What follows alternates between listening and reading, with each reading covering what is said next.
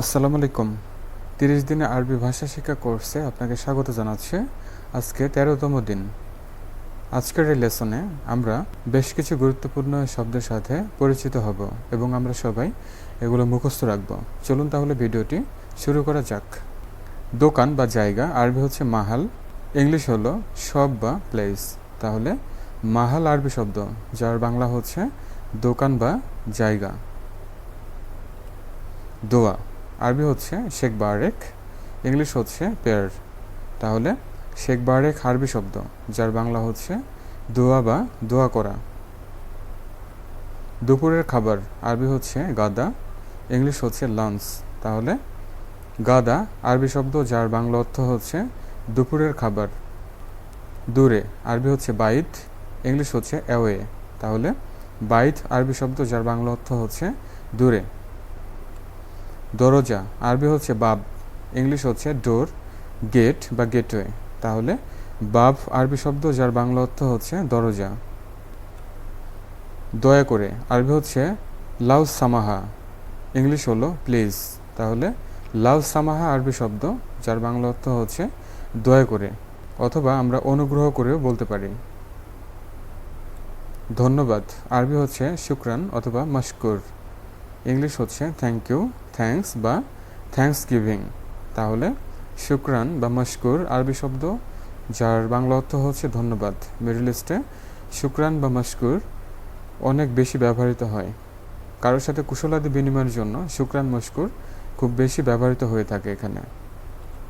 ধনী আরবি হচ্ছে ফাজগান, ইংলিশ হচ্ছে রিচ। তাহলে ফাজগান আরবি শব্দ, যার বাংলা অর্থ হচ্ছে ধনী বা ধনী লোক।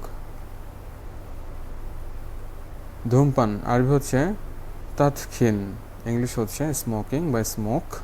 তাহলে তাদখিন আরবি শব্দ, যার বাংলা অর্থ হচ্ছে ধূমপান অথবা ধূমপান করা।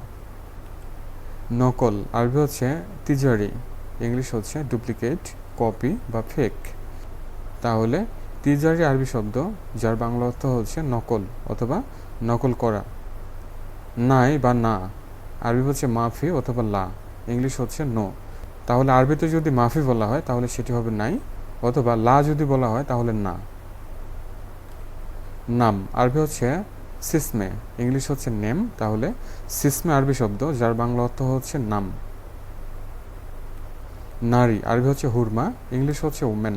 তাহলে হুরমা আরবি শব্দ, যার বাংলা অর্থ হচ্ছে নারী। নিচে আরবি হচ্ছে তাহাত অথবা তাহত, ইংলিশ হচ্ছে ডাউন, আন্ডার বা বিলো।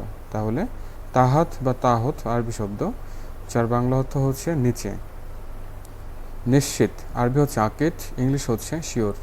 তাহলে আকিদ আরবি শব্দ, যার বাংলা অর্থ হচ্ছে নিশ্চিত।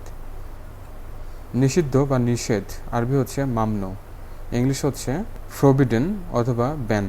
তাহলে মামনু আরবি শব্দ, যার বাংলা অর্থ হচ্ছে নিষিদ্ধ বা নিষেধ। তাহলে ভিউয়ার, এই ছিল আজকের আলোচনা। আজকের এই লেসনে যে ব্যাপারগুলো আমরা আলোচনা করলাম বা যে শব্দগুলো আমরা শিখলাম, এগুলো সবাই মুখস্থ রাখবো এবং দৈনন্দিন কথাবার্তা বলার ক্ষেত্রে আমরা ব্যবহার করব। আর ভিডিওটি ভালো লাগলে লাইক, কমেন্ট, শেয়ার করবেন। চ্যানেলটিকে সাবস্ক্রাইব না করে থাকলে অবশ্যই সাবস্ক্রাইব করবেন। আর নতুন ভিডিওগুলো দেখার জন্য বেল আইকন প্রেস করে রাখতে হবে। এই রিলেটেড ভিডিওগুলোর প্লেলিস্ট ভিডিও ডেসক্রিপশনে দেওয়া আছে, আরও কয়েকটি লিঙ্ক দেওয়া আছে, আপনারা অবশ্যই দেখবেন আর চ্যানেলটি ভিজিট করবেন। সবাই ভালো থাকুন, সুস্থ থাকুন। আল্লাহ হাফেজ।